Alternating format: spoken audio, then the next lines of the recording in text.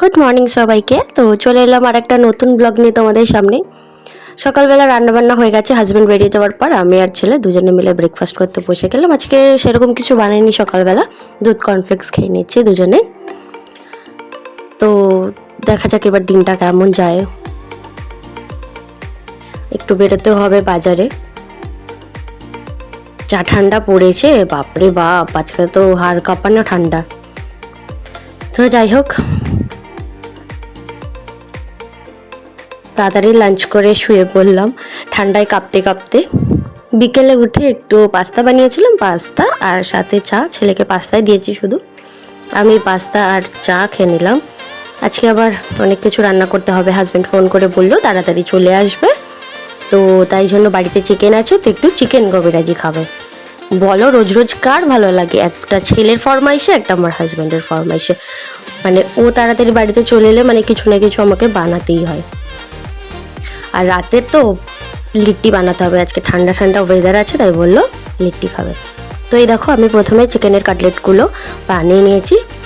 প্রথমে chicken কাটলেটটাকে fry করে নেব। তোমরা যদি চিকেন কবিরাজির আমার থেকে রেসিপি চাও তাহলে কমেন্ট সেকশনে জানিও, আমি ফুল ভিডিওটা দেব। তো প্রথমে কাটলেটটাকে ফ্রাই করে নিচ্ছি।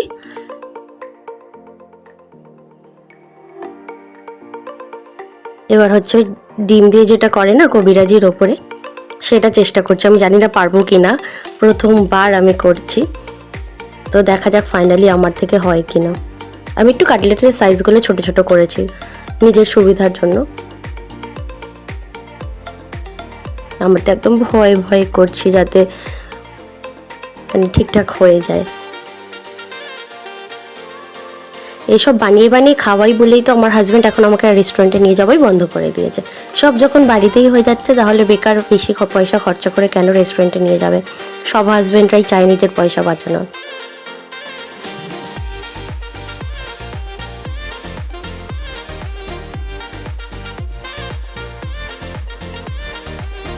তোমরাই দেখে বলো হচ্ছে তো, আমি ঠিকঠাক পারছি তো করতে।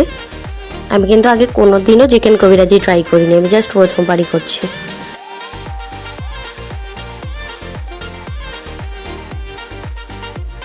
ওর খেতে ইচ্ছা হয়েছিল, তো ওই জন্য আগে থেকে ফোন করে বলে দিল বানানোর জন্য, বললো যেরকমই হোক তুই বানা।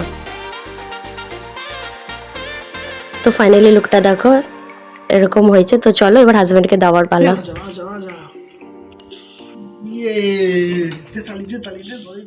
ও আগে সস খাবে।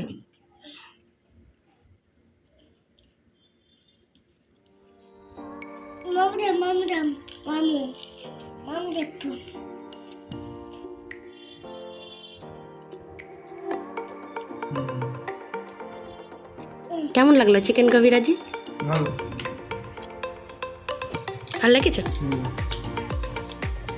তো চলো এবার আমি ছোট ছোট কাটলেটগুলো বানিয়ে বানিয়ে একটু বেশি করেই বানিয়ে রাখলাম, যাতে বাড়িতে কেউ এলে সঙ্গে সঙ্গে ফ্রাই করে দিয়ে দিলে হয়ে যায়।